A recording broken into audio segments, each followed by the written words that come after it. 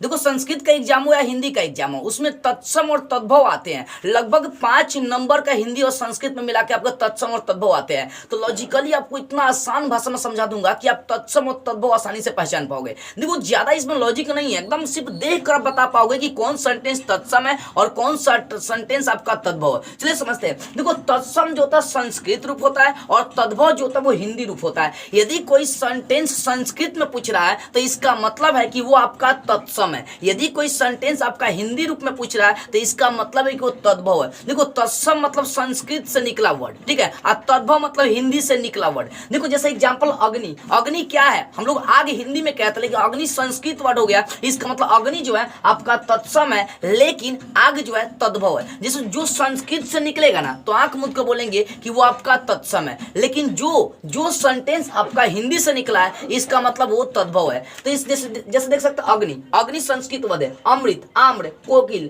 आलस्य, अक्षी, आश्रय, अष्ट, जो संस्कृत सेंटेंस देगा ना तो उसको बोलेगा कि ये तत्सम सेंटेंस है। लेकिन अगर कोई हिंदी में सेंटेंस है, जैसे आग बोल रहा है, अमृत बोल रहा है, आम बोल रहा है, कोयल बोल रहा है, आलस बोल रहा है, आंख बोल रहा है, आश्रय बोल रहा है, आठ बोल रहा है, तो इसका ये सब मतलब ये हिंदी वर्ड है, तो इसका मतलब ये सब तद्भव है। ये कोई भारी चीज नहीं है। देखो तत्सम मतलब संस्कृत वर्ड और तत्सम मतलब हिंदी वर्ड। यदि कोई सेंटेंस संस्कृत वर्ड आपको लग रहा है तो तत्सम है, यदि कोई सेंटेंस आपको हिंदी वर्ड लग रहा है तो इसका मतलब वो क्या है, तद्भव है। ठीक है, जैसे बोले म्यूर, म्यूर संस्कृत वर्ड हो गया, इसका आंसर म्यूर आपका तत्सम है, लेकिन वही बोलेगा मोर तो मोर आपका हिंदी वर्ड हो गया, इसका मतलब है कि वो तद्भव है। देखो अग्नि आपका संस्कृत है लेकिन आग आपका हिंदी है, तो अग्नि आपका हो जाएगा तत्सम और आग हो जाएगा आपका तद्भव।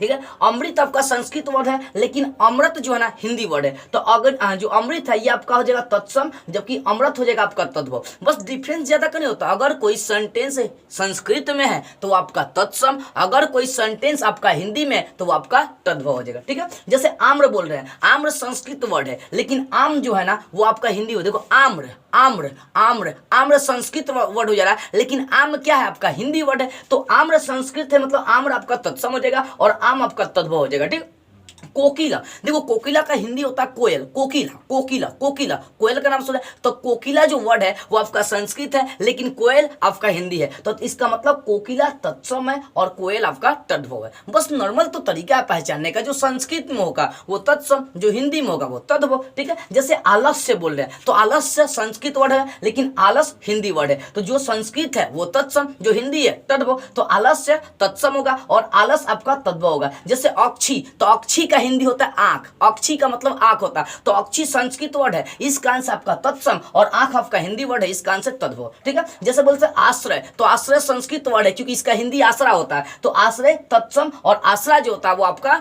तद्भव हो जाएगा। जैसे बोलते हैं अष्ट, अष्ट मतलब 8 होता है, ठीक है ना, तो अष्ट संस्कृत वर्ड है और 8 आपका हिंदी वर्ड है, तो ये संस्कृत अष्ट जो है तत्सम हो जाएगा और आपका 8 जो है तद्भव हो जाएगा। तो इस प्रकार से एग्जाम में कोई भी संस्कृत में चाहे हिंदी में आपका तत्सम तद्भव पहचानने के लिए आएगा, और मैं पूरे विश्वास के कह सकता हूं कि कम से कम 3-4 नंबर का तत्सम तद्भव आपके संस्कृत हो चाहे हिंदी में आ ही जाता है। तो इस तरीके से आप आसानी से पहचान सकते हैं कौन सेंटेंस आपका तत्सम है और कौन सेंटेंस आपका तद्भव है।